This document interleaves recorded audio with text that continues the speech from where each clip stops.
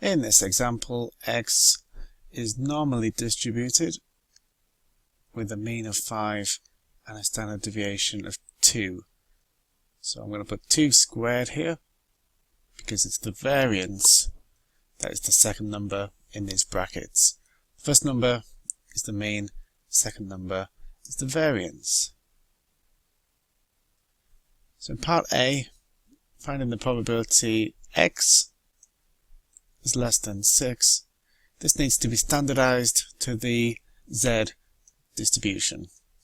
And that is done by subtracting the mean. So we're kicking off with an x value of 6. We need to take away the mean, which is 5, and divide by the standard deviation, which is 2. Make sure you divide by the standard deviation and not the variance. So probability z is less than a half, which is 0.5. We can now look straight in the tables for a z value of 0.5. And when z is 0.5, the probability is 0.69146. In part B, probability x is less than 2.56. This is the same procedure as part A. First of all, standardize by subtracting the mean and divided by the standard deviation, which gives us z is less than minus 1.22. So we need to be careful when we have negative z values. I'd recommend a little sketch to make sure we get the right answer here. So I'm drawing the z distribution here, so the mean in the middle is 0. Minus 1.22 will be over there, and we want to find the area to the left. Well, we can look up positive 1.22 in the tables, and the tables will give us the total area to the left of 1.22. But if we do 1 minus that, then we'll find the area to the right, which is by symmetry the same area as the one we're trying to find. So we'll do 1 minus the value we get from the tables for positive 1.22. So that's 1.2 and then across to there. So 0.88877.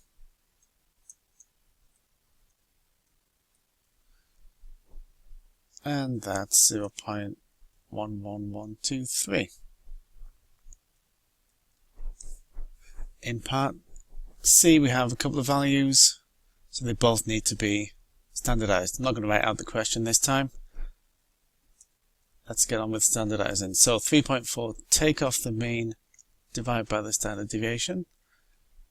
I've standardized straight away, so I'm now working with the z distribution. And that'll be 5.7, take the mean over the standard deviation. This gives me values of minus 0.8 on the left and 0.35 on the right.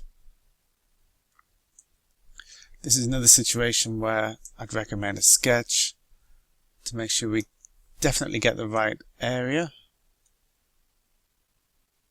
So there's the bell curve, 0 in the middle, minus 0.8 be about there, 0.35 about there. I want the area in between. So I'm going to look in the tables and get the area to the left of 0.35. Should be all that. But then there's a little bit on the left that I want to take off. So I'm going to find probability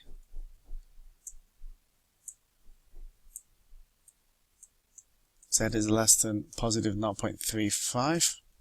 That will be all that area there. But I need to take off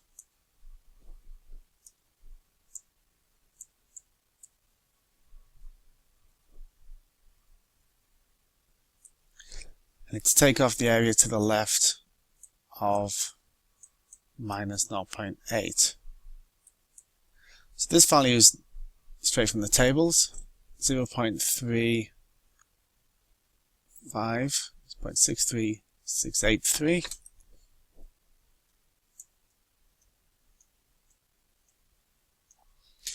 And then to deal with a negative number, just like we did near the end of part B, I'm going to do 1 minus the positive equivalent.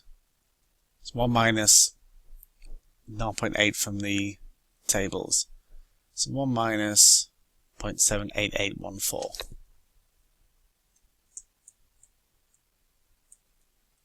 That's supposed to be a 7.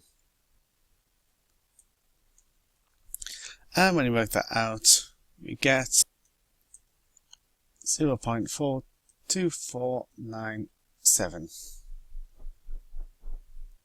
Now part D is a bit different because here we're finding an x value when we know the probability. Well, just like we've done in all 3 parts A, B and C, let's start by standardizing. So we're going from the x distribution to the z distribution. So it's the value, take off the mean, divide by the standard deviation. Only this time we know the probability. Because we know the probability and we need to find the z value, then the table we're looking at is the percentage points table. The probability is 0.63. What's the z value? Just check, we're definitely working with area to the left because of the less than symbol. That's how this table works. So I'm looking for a probability of 0.63, which is there. So that tells me the z value is 0.332.